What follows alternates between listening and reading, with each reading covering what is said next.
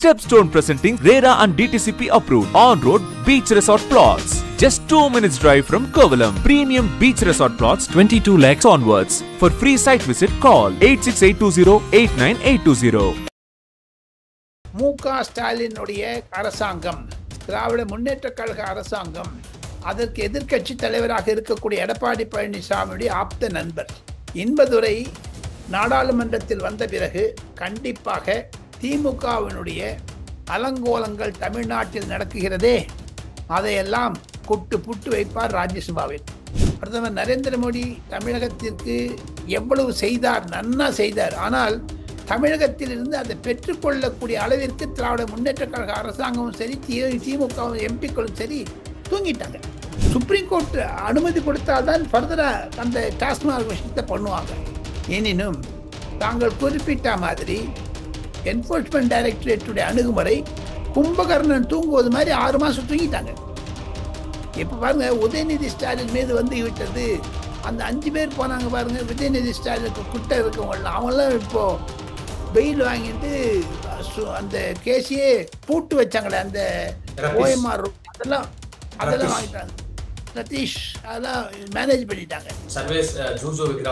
August மாதத்திலிருந்து மீண்டும் சுறுசுறுப்பு பிடிக்கும் என்று தான் நான் நம்புகிறேன். எடப்பாடி பழனிசாமி அவர்கள் கண்டிப்பாக இது பற்றி பேசுவார் பிரதமரிடம். தமிழக அரசாங்கம் ஒரு ஃபெயிலியர் ஆயிடுச்சா என்றெல்லாம் கூட கேட்கிறார்கள் வட இந்தியாவில். அந்த எடப்பாடி பழனிசாமி சுற்றுப்பயணத்தில் வரக்கூடிய அலை மோதும் மக்களுடைய தலைகளை பார்த்த பிறகு மாறுதல் வர தயாராகி இருக்கிறது என்று கூட கற்பனை விதமாக கட்டுரைகள் எழுத ஆரம்பித்திருக்கிறார்கள் பல ஆங்கில தொலைக்காட்சிகளும் சரி, ஊடகங்களும் சரி. வணக்கம், நான் உங்கள் சிங். நம்ம சிறப்பு நிகழ்ச்சியில் நம்மோடு இணைந்திருக்கிறார் மதிப்பிற்குரிய மூத்த பத்திரிகையாளர் திரு டெல்லி ராஜகோபாலன் அவர்கள். வணக்கம் சார். நமஸ்காரம். நமஸ்காரம் சார். தமிழ்நாட்டினுடைய மாநிலங்களவை உறுப்பினர்கள் 6 பேர் இன்று ஓய்வு பெறுகிறார்கள். அதிலும் குறிப்பாக வில்சன் அவர்களுக்கு மீண்டும் வாய்ப்பு வழங்கப்பட்டிருக்கு. வைகோ, அன்புமணி போன்றோர் இன்றைக்கு ஓய்வு பெறுகிறார்கள். இந்த விஷயத்தை எப்படி பாக்குறீங்க? வைகோ அவர்களுடைய கடைசி நாள் உரையை எப்படி நீங்க கவனிச்சீங்க? இன்பதுரை என்று சொல்லக்கூடிய அதிமுக எம்பி பதவி பிரமாணம் எடுக்க இருக்கிறார்.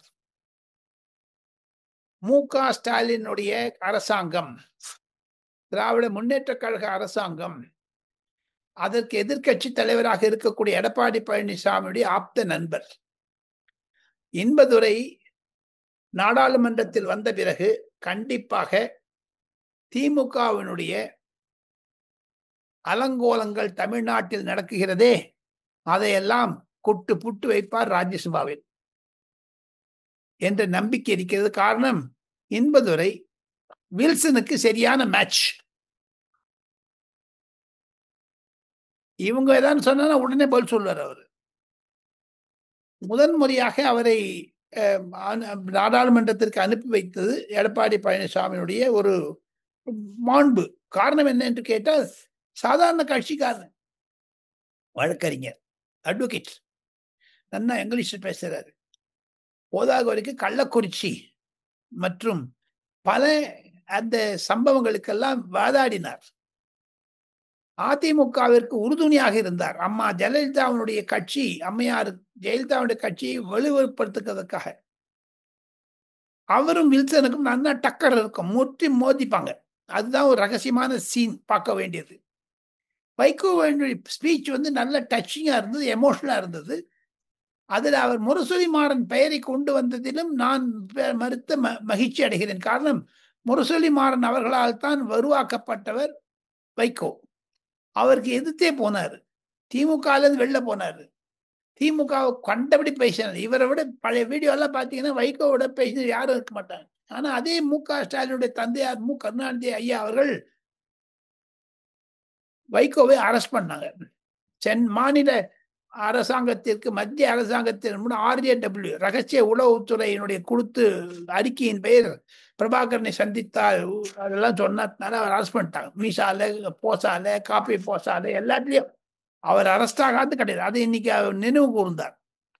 ஆக மொத்தம் 5 பேர் புதிதாக தேர்ந்தெடுக்கப்பட்டிருக்கிறார்களே, 4 பேர் திமுகவிலிருந்து, இன்க்ளூடிங் கமல்ஹாசன், அவர்களை கண்டிப்பாக வரவேற்பதை தவிர அவருடைய கலந்துரையாடல்கள் எப்படி இருக்கும் என்பதெல்லாம் தெரியவில்லை.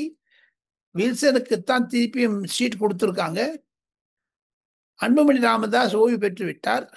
அவர் கூடிய விரைவில் அரசாங்க மாளிகையை காலி செய்து கொண்டு தமிழகம் செல்ல இருக்கிறார் என்று கேள்விப்படுகிறேன். ஆக மொத்தம் புதுமையாக வந்திருக்கக்கூடிய 6 ராஜ்யசபா உறுப்பினர்களுக்கு வரவேற்பு கொடுத்து இனி தமிழகத்திற்கான நல்லது செய்ய வேண்டும். காரணம், கடந்த 10 ஆண்டுகளில் பிரதமர் நரேந்திர மோடி தமிழகத்திற்கு எவ்வளவு செய்தார், நன்னா செய்தார். ஆனால் தமிழகத்தில் இருந்து அதை பெற்றுக்கொள்ளக்கூடிய அளவிற்கு திராவிட முன்னேற்ற கழக அரசாங்கமும் சரி, திமுக எம்பிக்களும் சரி தூங்கிட்டாங்க. 40 எம்பி 40க்கு 40 வாங்கினு மாரடித்துக்கொள், அதாவது செஸ் டம்பிங் பண்ணக்கூடியவர் மு.க. ஸ்டாலின். ஆனால் இந்த 40 பேர் வராங்க போறாங்க, அத்தோட சரி. அவங்களுக்கு ஒரு பார்ட்டிசிபேஷன் கிடையாது. அவங்க தமிழ்நாட்டுக்கு என்ன செஞ்சாங்கன்னு பார்த்தீங்கன்னா இந்த 10 வருஷத்துல ஒண்ணுமே கிடையாதுங்க. நான் கணக்கிட்டு சொல்ல முடியும். தமிழகத்தில் சென்னையில் இருக்கக்கூடிய, மீனம்பாக்கத்தில் இருக்கக்கூடிய விமானத்தளத்தில் எக்ஸ்ட்ரா ஏரோ பிரிட்ஜ் போட்டாங்கன்னா பெங்களூருக்கும் ஹைதராபாத்துக்கும் வரக்கூடிய யுஎஸ்ஏ பிளேன்லாம் தமிழ்நாட்டில் இறங்க முடியும். அதுக்கு ஒத்துழைப்பு கொடுக்காமல் இந்த மத்திய அரசாங்கத்துடன் பேசாமல் இருந்து 40 எம்பிக்கள் செய்தது தமிழகத்திற்கு ஒண்ணுமே செய்யலைங்க. சைனாவிலிருந்து உளவுத்துறை கப்பல் வந்ததுங்க இலங்கைக்கு, அம்மன் தோட்டையில். அதை பற்றி நாடாளுமன்றத்தில் தான் பேச வேண்டும். நாடாளுமன்றத்தில் பேச வேண்டும் என்றால் அது தமிழகத்திற்கு நிதி கொள்கை தவிர, தமிழக பாதுகாப்பை தவிர இந்திய பாதுகாப்பு முக்கியம். எப்படி அம்மன் தோட்டையில் இலங்கையில் இருந்து அந்த கப்பல் தமிழகத்தில் இருக்கக்கூடிய கல்பாக்கம் மற்றும் ஆராய்ச்சி நிறுவனங்களை எல்லாம் உளவு பார்த்தது, வேவு பார்த்தது என்று சொல்லுகிறார்கள். அதற்கு national security adviser Ajit Doval Tamil Nadu டிஜிபிக்கு லெட்டர் போட்டிருக்காரு. அதை பத்தி என்ன பண்ணும், ஃபர்தரா நம்ம அதை எப்படி தடுக்கணும், அதில் பற்றிலாம் இன்ட்ரெஸ்டே கிடையாதுங்க இந்த எம்பிக்கள். அதை தவிர தாங்கள் கூறியது மாதிரி 23 திமுக எம்பிக்களில் 12-13 பேர் உதயநிதி ஸ்டாலின் மீது பதவியேற்றுக் கொண்டார்கள் அவருடைய பெயரை சொல்லி. அம்மா கனிமொழிக்கு அவங்க எல்லாம் ஒத்து போறது இல்லைங்க பாராளுமன்றத்தில். They are separate, she is separate. T R. Baalu மேல் நம்பிக்கை கிடையாது. இதுதாங்க தமிழக எம்பிக்கள் இன்னும் நிறைய செய்ய வேண்டும் என்பதுதான் தமிழர்களுடைய ஆசை. இந்த மத்திய அரசாங்கத்தில் வேறு பாஜக இருப்பதனால், நரேந்திர மோடி இருப்பதனால் தமிழக எம்பிக்கள் மிளறவில்லை. they could not render service to Tamil Nadu. பிரதமர் மோடி அவர்கள் 26 மற்றும் 27ஆம் தேதி 2 நாட்கள் தமிழ்நாடு வருகையில் இருக்கிறார். குறிப்பாக தூத்துக்குடி விமான நிலைய விரிவாக்க திட்டத்தை தொடங்கி வைக்கிறார். அதுக்கு அடுத்ததாக அரியலூர் அருகில் இருக்கக்கூடிய கங்கை கொண்ட சோழபுரம் மறைந்த மாமன்னர் ராஜேந்திர சோழன் அவர்களுடைய ஆடி அந்த சதய விழாவுக்கும் விழாவுக்கு வராரு. அதே வேளையில் இபிஎஸ் அவர்களை எப்போது சந்திக்க போகிறார், இங்கு சந்திக்க போகிறார் சார்? 27ஆம் தேதி மதியம் திருச்சியில் சந்திக்கிறார். 2:30 மணிக்கு அவர் டெல்லி திரும்புவதற்கு முன்னதாக 1/2 மணி நேரம் ஒதுக்கி இருக்கிறார்கள். சமயம் எக்ஸாக்டா அவங்க ஒன்றும் சொல்லலை. பட் இருந்தாலும் ஐயா எடப்பாடி பழனிசாமி தன்னுடைய சுற்றுப்பயணத்தை கொண்டு ரத்து செய்து கொண்டு பிரதமரை பார்ப்பதற்காக வந்து கொண்டிருக்கிறார். அதுவும் நான் கேள்விப்பட்டேன். அதை தவிர பிரதமருடைய தமிழக விஜயம் என்பது குகன் மிக முக்கியத்துவம் வாய்ந்தது.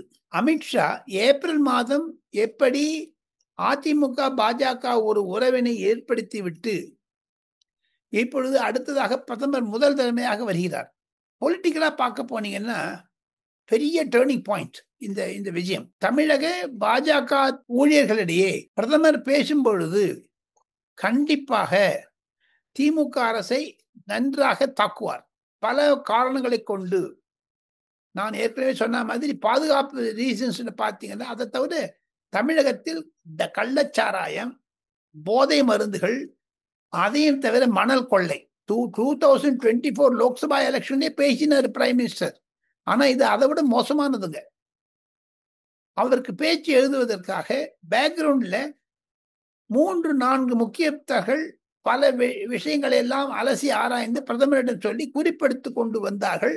அந்த குறிப்பிலிருந்து பேசுவதற்கு என்றால் கண்டிப்பாக பிரதமர் தமிழக அரசாங்கத்தை அரசியல் ரீதியாக தாக்குவார். ஒன்று, மாணிக்க வாசகர் பாடல்களை எல்லாம் 50 ஓதுவார்கள் ஓதி அதை பல ஆதீனங்கள் முன்னதாக அவர் கேட்க இருக்கிறாரே, அது தமிழகத்தில் இருக்கக்கூடிய கலாச்சாரத்தை புரிந்து கொள்வதற்காக வருகிறார். மதுரை கோவிலுக்கு அடிக்கடி செல்லக்கூடிய நரேந்திர மோடி அவர்கள் இந்த கங்கை கொண்ட சோழாம்புரனுடைய இம்பார்ட்டன்ஸை தெரிஞ்சுட்டு அந்த விசிட் பண்றேன்னு சொல்றாரு. எப்பவுமே நரேந்திர மோடி அவர்கள் ஒரு கலாச்சாரத்தை முன்வைக்க வேண்டும் அது என்பதன் காரணமாகவும், அதுதான் RSS சிந்தாந்தம். கலாச்சாரம், கல்விக் கொள்கை, புது கல்விக் கொள்கை, தேசிய கல்விக் கொள்கை, அதையெல்லாம் இம்ப்ளிமெண்ட் பண்றதுக்கு தான் ரெஸ்பான்சிபிலிட்டி எடுத்துட்டு இருக்காங்க சென்ட்ரல் கவர்மெண்ட். ஆக பிரதமருடைய விஜயம் மிக முக்கியத்துவம் வாய்ந்தது, முக்கிய திருப்பமாக இருக்கும் என்று தான் நான் நினைக்கிறேன். அதையும் தவிர கங்கை கொண்ட சோழான்புரத்தில் அவர் பேசுகிறாரே, அதுவும் ஒரு மாபெரும் திருப்பு மொழி. அதுல தமிழக அரசாங்கம் கலந்து கொள்ள இருக்கிறது என்று நான் நினைக்கிறேன். காரணம், ஒரு மந்திரிக்கெல்லாம் இன்விடேஷன் கொடுத்துருக்காங்க. யூனியன் மினிஸ்ட்ரி ஆஃப் கல்ச்சர் தான் அந்த ஃபங்க்ஷன் ஏற்பாடு பண்றாங்க. ஆளுநர் இருக்க போகிறார், ஆளுநர் பிரதமருடன் இருப்பார். ஆனால் 27ஆம் தேதி 26ஆம் தேதி அவர் நாளை மறுநாள் வரும்பொழுது முதலமைச்சர் அவரை ரிசீவ் பண்ணுவாரா பண்ண மாட்டாரா தெரியாது. இருப்பினும் சீனியர் அமைச்சர் போய் ரிசீவ் பண்ண போறாங்க. மாலத்தீவிலிருந்து வருகிறார் நேரடியாக. மாலத்தீவு இந்தியாவிற்கு இருக்கக்கூடிய புதிய நண்பன். முதல்லலாம் அகிஸ்டா இருந்தாங்க. நடுவில் மாலத்தீவுடைய அரசாங்கத்தினுடைய அதிபர் கூட சொல்லியிருக்காரு, தமிழ்நாட்டுக்கு குறிப்பாக இந்தியாவிற்கு டூரிசம் போறதெல்லாம் மால்தீவ்ஸ்ல நிறுத்த வேண்டும் என்று. அதற்காகத்தான் நரேந்திர மோடி அவர்கள் கூட அந்தமான் நிக்கோபார்ல பண்ணணும்னு சொல்லியிருந்தாரு. அதெல்லாம் பார்த்துட்டு மால்தீவ்ஸ் இப்போ சரண்டர் ஆகி நரேந்திர மோடி கிட்டக்கு காலில் சாஷ்டாங்க விழுந்துட்டாங்க, எங்களை தான் காப்பாத்துங்கன்னு சொல்லி. ஏன்னா மால்தீவ்ஸினுடைய எக்கானமி டூரிசத்துல தான் இருக்குங்க. அவங்க உற்பத்தி போன்றது மேனுஃபேக்சரிங் ஒன்றும் கிடையாதுங்க, எல்லாம் இம்போர்ட் ஃபாரின்லேருந்து வருது. அந்த பின்னணியில் பார்த்தால் மால்தீவ்ஸில் பிரதமர் போவது மிக முக்கியம். இந்திய பாதுகாப்பை தவிர அங்கிருந்து தமிழ்நாட்டுக்கு வரணும், அதை விட முக்கியம். திமுக முக்கிய அமைச்சர்கள் மற்றும் எம்பிக்கள் மீது சமீப காலங்கள்ல வந்து பாத்தீங்கன்னா இடி ரைடு, ஐடி ரைடு எல்லாமே வந்து நடந்தது. சோ இது குறித்து அதிமுக பொதுச் செயலாளர் எடப்பாடி பழனிசாமி அவர்கள் பிரதமர் மோடி அவர்களிடம் மத்திய புலனாய்வு அமைப்புகளை வந்து மேலும் வந்து நீங்க தீவிரப்படுத்தி விசாரணையை மேற்கொள்ள நீங்க உத்தரவிடணும் அப்படிங்கிறதுல வந்து வலியுறுத்த வாய்ப்பு இருக்கா? மகஜர் கொடுக்க போகிறார் என்று நான் கேள்விப்பட்டேன். அவர் வலியுறுத்தினால் கூட அனைத்து கட்சியினுடைய ஒரு அபிப்பிராயம், ஒப்பீனியன் என்னன்னு கேட்டீங்கன்னா, தமிழகத்தில் இருக்கக்கூடிய அந்த என்ஃபோர்ஸ்மெண்ட் டைரக்டரேட் சிபிஐயை நிறுத்தி வச்சிருக்காங்க சுப்ரீம் கோர்ட். சுப்ரீம் கோர்ட் அனுமதி கொடுத்தால்தான் ஃபர்தரா அந்த டாஸ்மார்க் விஷயத்தை பண்ணுவாங்க. எனினும் தாங்கள் குறிப்பிட்ட மாதிரி என்ஃபோர்ஸ்மெண்ட் டைரக்டரேட்டுடைய அணுகுமுறை கும்பகர்ணன் தூங்குவது மாதிரி 6 மாசம் தூங்கிட்டாங்க. இப்ப பாருங்க, உதயநிதி ஸ்டாலின் மீது வந்து விட்டது. அந்த 5 பேர் போனாங்க பாருங்க, உதயநிதி ஸ்டாலினுக்கு குட்டை இருக்கவங்களாம், அவங்களாம் இப்போ பெயில் வாங்கிட்டு அந்த கேஸையே பூட்டு வச்சாங்களே, அந்த OMR அதெல்லாம் வாங்கிட்டாங்க. சதீஷ் அதெல்லாம் மேனேஜ் பண்ணிட்டாங்க. ஆமா, அந்த அந்த விஷயத்துல அவங்க கிளவரா மேனேஜ் பண்ணிட்டாங்க. அது கண்டிப்பாக ஒரு விஷயத்தில் ஆகஸ்ட் மாசத்திலிருந்து மீண்டும் சுறுசுறுப்பு பிடிக்கும் என்று தான் நான் நம்புகிறேன். எடப்பாடி பழனிசாமி அவர்கள் கண்டிப்பாக இது பற்றி பேசுவார் பிரதமரிடம். இபிஎஸ் அவருடைய சுற்றுப்பயணத்தை டெல்லியில் இருக்கக்கூடிய வட்டாரங்கள் எப்படி பேசுகிறாங்க? அங்க இருக்கக்கூடிய ஆங்கில பத்திரிகையாளர்கள் உங்களிடம் உரையாடுவது என்ன? என்னிடமே பல கேட்கிறாங்க, ஹிந்தி பத்திரிகையாளர்களும் கேட்கிறாங்க. தமிழ்நாடு முக்கியத்துவம் வாய்ந்தது. தமிழகத்திலிருந்து வரக்கூடிய சில செய்திகளை எல்லாம் அவர்கள் கண்டிப்பாக கேட்கிறார்கள். உதாரணத்துக்கு சொல்ல வேண்டும் என்றால், கடந்த 10 நாட்களாக எடப்பாடி பழனிசாமியுடைய வலைதள பக்கத்தில் அவர் ட்விட்டர் ஹேண்டில், ஃபேஸ்புக்ல நிறைய கும்பல் வருதுன்னு கேட்கிறாங்க எல்லாரும். ஆங்கில பத்திரிகைகளுடைய ஆசிரியராக இருக்கக்கூடிய அருணா கோஸ்வாமி, ரிபப்ளிக் டெலிவிஷன், ராகுல் கன்வல் என்று சொல்லக்கூடிய NDTVயினுடைய மேல் அதிகாரி, வசுதா வேணுகோபால் என்று சொல்லக்கூடிய NDTVயினுடைய பொலிட்டிக்கல் எடிட்டர், அதையும் தவிர கௌரவ் சாவந்த் போன்ற பல ஆங்கில முகம் தெரிந்தவர்கள், தே ஆர் நோன் ஃபேஸஸ், அவங்கெல்லாம் என்ன கேட்டாங்க, நிச்சயம் கேட்டாங்க. எடப்பாடி பழனிசாமியுடைய அதுக்கு வரவேற்பு அதிகமாக இருக்கிறது. டெல்லியிலிருந்து இன்னும் ஒரு 2 நாட்களில் எடப்பாடி பழனிசாமியினுடைய அந்த சுற்றுப்பிரயாணத்தை ரிப்போர்ட் செய்வதற்காக பல குழாங்கள் வர இருக்கின்றன தமிழகத்திற்கு. அது 2வது கட்ட சுற்றுப்பயணம் எடப்பாடி பழனிசாமி இருப்பதனால் தேர்தல் சூடு பிடித்து விட்டது என்பதை இந்தி பத்திரிகைகள் கூட எழுதுகிறார்கள். ஆஜ் தக் news, G news, ABP news என்று சொல்லக்கூடிய பல ஹிந்தி பத்திரிகைகள் கூட, இந்தி தொலைக்காட்சிகள் கூட எடப்பாடி பழனிசாமி மீது, டிஎம்கே மீதும் தமிழக அரசியலுடைய சூழ்நிலையை பற்றியும் பேசுவதற்காக, ரிப்போர்ட் பண்ணுவதற்காக வருகிறார். ஆனால் குறிப்பாக எடப்பாடி பழனிசாமியுடைய சுற்றுப்பயணம் மிக சிறப்பாக இருந்ததை பற்றி தான் வரவேற்கிறார்கள். தமிழகத்தில் ஒரு புது மாடல் வந்துடுச்சுன்னு சொல்றாங்க. அதுல தி பிரிண்ட் என்று சொல்லக்கூடிய ஒரு வலைத்தள பத்திரிகை இருக்கிறது. சேகர் குப்தா தான் எடிட்டர். அதுக்கு மேனேஜிங் எடிட்டரா இருக்கிறது ரமாலட்சுமி என்று சொல்லக்கூடிய தமிழ் பெண்மணி.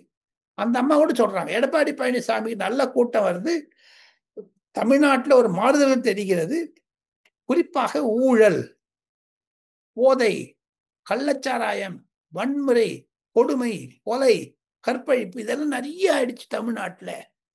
தமிழக அரசாங்கம் ஒரு ஃபெயிலியர் ஆயிடுச்சா என்றெல்லாம் கூட கேட்கிறார்கள் வட இந்தியாவில். அந்த எடப்பாடி பழனிசாமி சுற்றுப்பயணத்தில் வரக்கூடிய அலை மோதும் மக்களுடைய தலைகளை பார்த்த பிறகு மாறுதல் வர தயாராகி இருக்கிறது என்று கூட கற்பனை விதமாக கட்டுரைகள் எழுத ஆரம்பித்திருக்கிறார்கள் பல ஆங்கில தொலைக்காட்சிகளும் சரி, ஊடகங்களும் சரி. நம் நாட்டினுடைய துணை ஜனாதிபதியாக இருந்த ஜெகதீப் தன்கார் அவர்கள் சில நாட்களுக்கு முன்பு ராஜினாமா கடிதத்தை கொடுத்திருந்தாரு. குறிப்பா மருத்துவ காரணங்களுக்காக தான் நான் இந்த பதவியை ரிசைன் பண்றேன் அப்படிங்கிறது குறிப்பிட்டிருந்தாரு. அடுத்த துணை ஜனாதிபதியை 60 நாட்களுக்குள் தேர்ந்தெடுக்கப்பட வேண்டும் அப்படிங்கிறதா நம்ம இந்திய அரசியலமைப்புடைய சட்ட திருத்தமா இருக்கு. தற்போதைய சூழ்நிலையில ஆளும் பாஜக தரப்பு யாரை அடுத்த துணை ஜனாதிபதியாக கொண்டு வரும் நினைக்கிறீங்க? பிரதமர் நரேந்திர மோடி அவர்கள் தமிழகத்திலிருந்து லண்டன் விசிட்டை முடித்த பிறகு வந்த பிறகுதான் அது பற்றி பேசுவார்கள். காரணம், ஃப்ரீ ட்ரேட் அக்ரிமெண்ட் என்பது லண்டனோடு கையெழுத்து போடுவதற்காக பிரதமர் முழு மூச்சாக இருந்தார். அமித்ஷா அவர்களும் ராஜ்நாத் சிங் அவர்களும் ஜேபி நட்டா அவர்களும் அடுத்த துணை ஜனாதிபதி யாராக வரக்கூடும் என்று பல பேர்களை அவர்கள் தேர்ந்தெடுக்க இருக்கிறார்கள். அவர்கள் எம்பியாக இருக்கக்கூடாது, பாஜகவினால் தான் இருக்க வேண்டும். கர்நாடகாவினுடைய கவர்னர் தவர்சந்த் கெலாட் என்பவர் அந்த பதவிக்கு போட்டியிடுகிறார். கண்டிப்பாக அவர் வரக்கூடும். இல்லை என்றால் சில முக்கியமான மத்திய அமைச்சர்கள் பெயரும் அடிபடுகின்றன. நரேந்திர மோடி அவர்கள் நூதனமாக செய்ய வேண்டும் என்றால், நான் சென்ற ஒரு 4-5 நாட்களுக்கு முன்னதாக பல தொலைக்காட்சிகளிலும் சரி, பல ஆங்கில பத்திரிகைகளிலும் சரி, சசி தரூரை அதிகாரப்பூர்வமாக நிறுத்தலாமா என்று யோசித்து வருகிறார்கள். காரணம், ராகுல் காந்திக்கு விரோதமாக இருப்பவர்களை உசுப்பிவிட்டு மத்திய அரசாங்கத்தில் உயர் பதவி கொடுக்க வேணாம். 3 வருஷம் இருக்குதுங்க எம்பி. இப்ப எலெக்ஷன் வச்சாங்கன்னா காங்கிரஸ் ஜெயிக்குமாங்க சந்தேகம் அங்க. அதனால அவர் ரிசைன் பண்ண விடுவாங்களா இல்லையா தெரியாது. ஏன்னா லோக்சபா எம்பி சசி தரூர். அவரை கொண்டு போட்டாங்கன்னா பிஜேபிக்கு நல்ல ஒரு கேட்ச், பொலிட்டிக்கல் கேட்ச். இருந்தாலும் பல பெயர்கள் அடிபடுகின்றன. வட இந்தியாவில் இருக்கக்கூடிய ஒரு மூத்த பாஜக தலைவரைத்தான் அவர்கள் போடுவார்கள் என்று ஆணித்தரமாக சொல்லலாம். ஒருவேளை அந்த நிர்மலா சீதாராமன் கூட ட்ரை பண்ணாங்க. பட் நிர்மலா சீதாராமனுக்கு இந்த ஆனுவல் பட்ஜெட் பிரசன்டேஷன் இது ஆரம்பிச்சுட்டாங்க. அடுத்து 2026-27க்கு அம்மையார் ஜெயலலிதா அம்மையார் நிர்மலா சீதாராமன் தான் நீண்ட நாளமாக ப. சிதம்பரத்தை விட, மொராஜி தேசாயை விட 8-9 பட்ஜெட் போட்டது நிர்மலா சீதாராமன் தான். ஆக மொத்தம் அந்த அம்மையாருக்கு நல்ல பெயர் இருக்கிறது. அவரும் அந்த லிஸ்டில் இருக்கிறார் என்று தான் சொல்ல முடியும். நிதிஷ்குமார் சொன்னாங்க, அதெல்லாம் பொய்யான தகவல். எலெக்ஷன் வரும்போது அதை விட்டுட்டு ஏன் வரப்போறாரு? இது ஆளுங்கட்சியுடைய தகவல். எதிர்கட்சியிலிருந்து மல்லிகார்ஜுன கார்கேயை நிறுத்த வேண்டும் என்று நினைக்கிறார்கள். அதுதான் இருக்கக்கூடிய செய்தி. இதுவரை உங்கள் பல்வேறு கருத்துக்களை எங்களோடு பேர் மிக்க நன்றி.